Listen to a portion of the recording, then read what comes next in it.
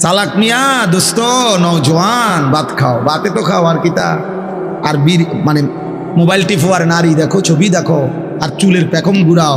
হ্যাঁ ঘুরাও, সমস্যা নাই আব্বা। দেখবা তোমার চাইতেও বড় শক্তিধর এই পৃথিবী থেকে হারায় গেছে, তোমার চাইতেও বড় ক্ষমতাধর এই পৃথিবী থেকে হারায় গেছে। তুমি কেডা? এই দেখতে দেখতে নাই, দেখতে দেখতে যৌবন ফুরায় যাবে, দেখতে দেখতে এই শক্তি সামর্থ্য ফুরিয়ে যাবে, ফুরায় যাবে। আশ-শাবাবু বাইনা দু'ফাইন, এক বড় বুজুর্গ বলছে, যুবক তুমি মনে রেখো, তুমি দুই দুর্বলতার মাঝখানে আছো। তোমার শিশুকাল দুর্বল, তোমার বৃদ্ধকাল দুর্বল, দুই দুর্বলতার মাঝখানে অল্প কিছু সময় তুমি শক্তি নিয়ে আসো। সেই শক্তির সময়টাই হচ্ছে যৌবনকাল। যদি কিছু করতে হয় শক্তির টাইমেই করো, নিজেকে গড়লে শক্তি থাকতেই গড়ো, নিজের আখিরাত সাজাইলে শক্তি থাকতেই সাজাও। হয় তুমি পিছনের দিকে শিশুকালে আর যাইতে পারবা না, আর বৃদ্ধকালে পৌঁছে গেলে দুর্বল হয়ে যাবে, তখনও আর পারবে না, অথবা কবরে চলে যাবে। এই জন্য 17 বছরের, 18 বছরের, 20 বছরের ছেলে তোমাদেরকে বলি, বাপ এত অল্প বয়সে যদি আল্লাহ পাকের এত বড় নাফরমান হও, মাত্র 18 বছর বয়সেও যদি তুমি আল্লাহকে এইভাবে না চিনো, 18 বছর 20 বছর বয়সে যদি তুমি একটা সেজদা দিতে মন না চায়, আরে জানোয়ার তুই 60 বছর পর্যন্ত যাইতে যাইতে তোর অবস্থা কি হবে? বেঈমান, এই বেঈমান, এই নিকৃষ্ট, তোর হালাত কি হবে? তুই 18 বছর বয়স না হইতে যদি আল্লাহর এত বড় দুশ্মন হস, তো তোর বাকি হালাত।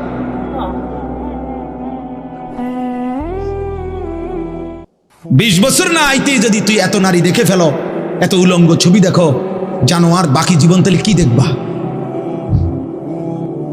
হাইওয়ান বলো, বাকি হায়াত কি দেখবা? তাহলে যা দেখার তো সব দেখে এনেছো,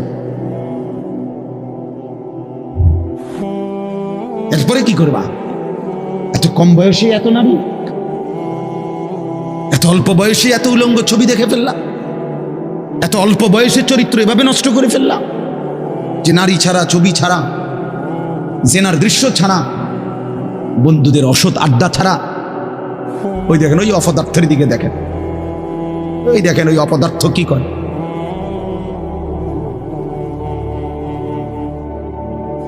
এই জন্য বললাম ভাই, ভাবতে শেখো বাবা, বাকি হায়াত কি করবে, বাকি হায়াত কেমনে চলবে? তাই এত কম বয়সে যদি কেউ এত চরিত্রহীন হয়, তার সামনের হালাতটা কি বলে?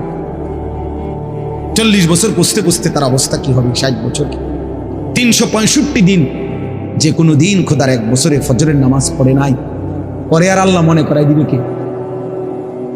হ্যাঁ বুঝো নাই ভাইয়া? 1 বছর যারে আল্লাহ ভুলাই গেল, তো তোমার আর মনে করাবে কে আছে তোমার এরপরে? আর যে সময় তোমার মাথার উপরে বাবা দাদা তাদের ছায়া আছে, তখনই যেহেতু তুমি আল্লাহ ভুলে গেছো, তো যখন তোমার বাপ মরে যাবে, দাদা মরে যাবে, মা মরে যাবে, তখন তোমার আল্লাহর কথা মনে করাই দিবে, তোমার আখিরাত মনে কর।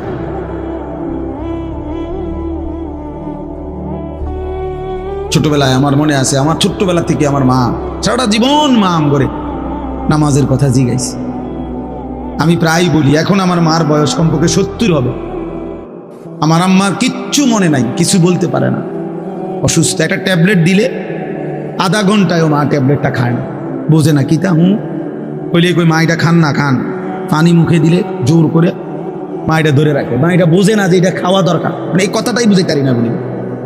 এখন এমন দুর্বল হয়ে গেছে সেই মা আমার। এখনো আমরা কথা বললে আম করে জিগা, আমারে তো জিগা, পুত নামাজ উঠছো না, কসম আনলো মা আমার, এখনো আমার জিগা, পুত নামাজ উঠছো, নামাজ উঠছো। মা আমার সবসময় বলে, এখনো বলে, মা পুত কতখানে ওয়াজে যাও, মানুষের লগে চাই টাকা পয়সা লইয়া ঝামেলা করো না। আমার 44 বছর বয়স, 44 বছর বয়সে আমি মায়ের সেই নজর নেগরান। আলহামদুলিল্লাহ। তোমার 18 বছর বয়সেই তোমার আব্বাও তোমারে বলে না, মাও বলে না, সমাজের কেউ ডাকে না। তোমার পতন, তোমার ধ্বংস, তোমার বরবাদি, তুমি নারী দেখতে দেখতে ধ্বংস হয়ে যাইতেছ, ছবি দেখতে দেখতে বেঈমান কাফেরদের মতো সাজতে সাজতে সাজতে সাজতে, চুল পান শার্ট পোশাক লেবাস, চলা ফেরা উঠা বসাতে কাফের মুশরিকদের মতো হতে হতে ধীরে ধীরে একটা সুন্দর ছেলে, একটা সুন্দর জওয়ান মুসলমানের একটা তাগড়া ছেলে চোখের সামনে কি হয়ে যেতেছে, নষ্ট হয়ে। এই সমাজ তাকায় তাকায় দেখতেছে। বুঝছেন চাষা, ব্যাপারটা চিন্তা করে দেখেন তো চাষা, বিষয়টা কি ভাইয়া? একটা ছেলে বলো বাপ, কেউ তোমারে ডাকে না, কেউ তোমারে ফেরায় না, কেউ তোমার এই অব্যাহত গুনাহ অশ্লীলতা বেহায়াপনা থেকে কেউ টানিয়ে ধরতেছে না, ফেরাইতে চাচ্ছে না। আহা, মনে হয় যেন চোখের সামনে জাহান্নামের আগুনের দিকে যাচ্ছে, ধাও ধাও আগুনের দিকে, সবাই যেন দেখতেছে ঠিক আছে আগাম। আল্লাহ তাআলা বলেন, আল্লাহ বড়ই ক্ষমতাবান, প্রতিশোধ গ্রহণকারী। যুনতিকাম শব্দের অর্থ হলো প্রতিশোধ গ্রহণকারী। আল্লাহ বলছেন আমি প্রতিশোধ নেব। এই শব্দ ডাইরেক্ট বুঝ, আমি প্রতিশোধ নেব। আমার একটা একটা লোকমা ভাতের হিসাব নেব, আমার এক ঠোক পানির হিসাব আমি নেব, আমার প্রতিটা নিঃশ্বাসের হিসাব নেব। সুম্মা লাতুসআলুন্না ইয়াউমাইদিন আনিন নাঈম, আমার প্রতিটা নিয়ামতের হিসাব নেব। এজন্য প্রিয় বন্ধু আমার, বাপ আমার, দয়া করে আল্লাহর ওয়াস্তে বাবাদেরকে বলি, যুবক ছেলে তোমাদেরকে বলি, আমাকেও বলি, আমরা সবাই মিলে আল্লাহর দিকে ফেরা দরকার। কার দিকে? একটা ছেলে হইলেও মাইনো ভাইয়া নষ্ট করে দিও। এই ভাই, প্রিয় কিশোর, মনে রাখো, নিজের ভালো কুত্তাও বোঝে। একটা কুকুররে যদি কেউ লাঠি আলগি দেয়, এই কুত্তাটাও ওটা বোঝে যে এটা দিয়ে আমার যদি বাড়ি দেয় আমার ক্ষতি হবে, এই জন্য কুত্তায় দৌড় মারে, ঠিক না? তাহলে নিজের কমপক্ষে নিজের ভালো, নিজের সেফ, এটা কুত্তাও বোঝে, এটা জানোয়ারও বোঝে। তো তুমি বোঝো না ভাইয়া, তুমি এদুরও বোঝো না? তোমার এই রাত দিন নারী দেখা, ছবি দেখা, উলঙ্গ দৃশ্য দেখা তোমার এই জাহান্নামের আগুনে পোড়াবে, এদুরও বুঝলা না?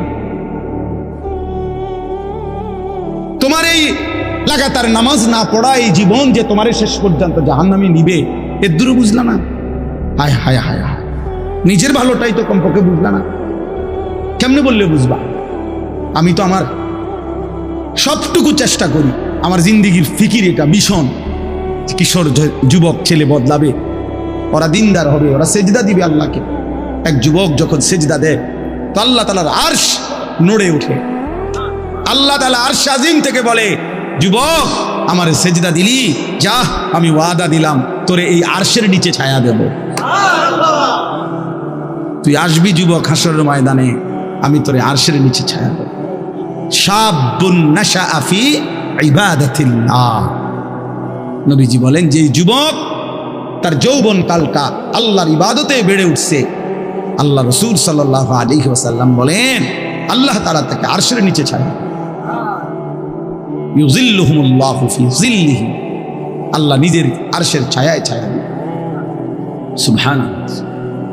এজন্য যুবকের সেজদা বড় দামি সেজদা, নওজোয়ানের সেজদা বড় দামি সেজদা। এজন্য তোমরা হিম্মত করো, রাগ হইও না বাপ। আমি বললাম আমি ফেরাইতে চাই, এই জন্য আমি একটু শক্ত, নাহলে আমি তো আর এনে এমন না যে এই কারণে সেতায় কতক্ষণ দমকাই ফেললাম, এ তো ঝগড়ার জন্য না। আমার এই মাকসাদই হলো তুমি কেন সেজদা করবা না, নামাজ কেন করতাম, কমপক্ষে এটা তো বোঝা উচিত যে আমি আল্লাহর সাথে আমার রাগ কিসের। এটা তো কোনো যুক্তিতে ভাই একারে সামান্য বিবেক যদি থাকে, আল্লাহর সাথে রাগ করবো কেন? তিনি আমার সব কিছু দিছেন, ঠিক না? আল্লাহ আমার সমস্ত প্রয়োজন পূরণ করতেছেন, যে আমার সব দিল, এবং আমি ডাকলেও দেয় না ডাকলেও দেয়, এমন মালিক আমি পাবো কোথায়? মা গাররাকা বিরব্বিকাল কারীম, আল্লাহ বলে বান্দা বলো না এমন মেহেরবান মাওলা আমার মতো দয়ালু রব থেকে কে তোমারে ধোঁকা দিল? এমন মালিক কই পাবা বান্দা, এমন মুনিব কই পাইবা? কই পাইবে? হাদিসে আছে নবীজি সাল্লাল্লাহু আলাইহি সাল্লামকে আল্লাহ তাআলা বলছে, বন্ধু আমার কোনো বান্দা যদি 90 বছর পরেও জীবনের সব গুনাহ ছেড়ে দিয়ে আর করবে না ওয়াদা দিয়ে, 90 বছর বয়সেও যদি রাতের অন্ধকারে কোনো দিন চোখের পানি ফেলে, এক ফোঁটা চোখের পানি ফেলে গুনাহ ছেড়ে দিয়ে আর করবে না ওয়াদা দিয়ে আমার কাছে যদি মাফ চায়, দোস্ত আমি ওয়াদা দিলাম, কসম বন্ধু, আমি এমন 90 বছরের বুড়া তার গুনাহ সব মাফ করে দেব। এই দেখতে দেখতে আমার ওই ছেলেরা যারা আমার ওয়াজ রেকর্ডিং করে, এই ছেলেগুলো অনেকগুলো আছে যেগুলো নিয়মিত আমার সাথে থাকে, চলে আর সব জায়গায় জায়গায়, ওরা বলতেছে যে এখন যে আমরা তো আর আপনার সাথে হজে চলে যাব, আমি দেখা হবে না, আমরা একটু সময় দিই। তা আমার এটা খুব মনে পড়লো যে হ্যাঁ, যদি আর দেখা না হয়, যদি আর কোনো দিন বলার সুযোগ না হয়, আল্লাহ আমাদেরকে মাফ করে দেন। চলেন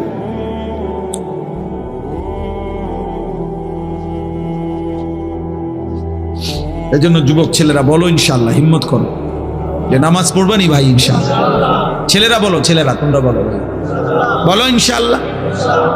আগামী দিনে সেজদাওয়ালা যুবক লাগবে, বিশ্বাস। কুল ইয়া ইবাদিয়াল্লাযীনা আসরাফু আলা আনফুসিহিম লা তাকনাতু মির রাহমাতিল্লাহ। রব্বুল আলামিন বলেন, বন্ধু বলেন, ও আমার বন্ধু আপনি বলে দেন, হে আমার বান্দা, আল্লাহ বলতেছেন আমার বান্দা শোনো না, তোমরা যারা এই পরিমাণ গুনাহ করেছো যে নিজের জীবনটাকে জুলুম করে শেষ করে ফেলেছো, জীবনে বলতে কোনো নেকি নাই, ডানে বামে কোনো নেকি নাই, গুনায় গুনায় ভরা জীবন তোমাদের পুরা ডুবে গেছে। আল্লাহ বলেন বান্দা, গুনার সমুদ্রেও যদি হাবুডুবু খাও, সেখান থেকেও যদি কোনোদিন আমি আল্লাহকে মনে পড়ে, তাইলে যদি গুনাহ ছেড়ে দিয়ে আর কোরবানা ওয়াদা দিয়ে আমি আল্লাহর দিকে এক কদম ফিরে আসো বান্দা, আর যদি বলো মাওলা জীবনভর আমি আপনাকে নারাজ করেছি, আর করব না মাওলা, আপনার নাফরমানি করব না মাওলা, আমি তওবা করলাম মাওলা, গুনাহ ছেড়ে দিলাম, আল্লাহ বলেন লা তাকনাতু মির রাহমাতিল্লাহ, আমার গুনাহগার নাফরমান বান্দা, আমি আল্লাহর রহমত থেকে নিরাশ হইও না বান্দা।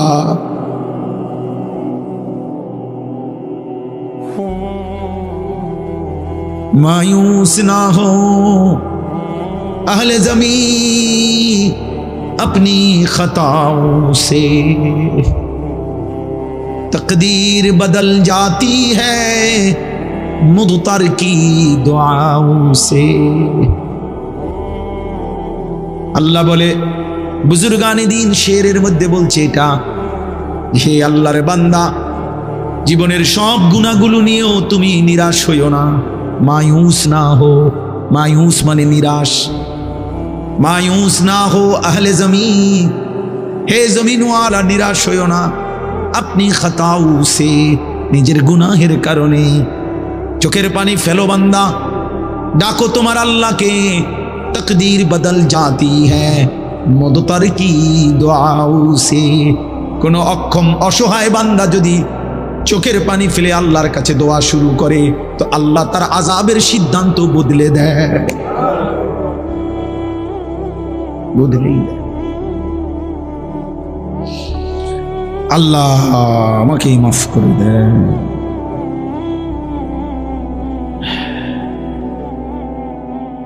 চলো ভাইয়া, আমরা বলার চেষ্টা করছি মালিকের কাছে, তো আমরা এটা বলতে পারবো যে আল্লাহ আমরা বলার চেষ্টা করছি আপনার বান্দাদের কাছে।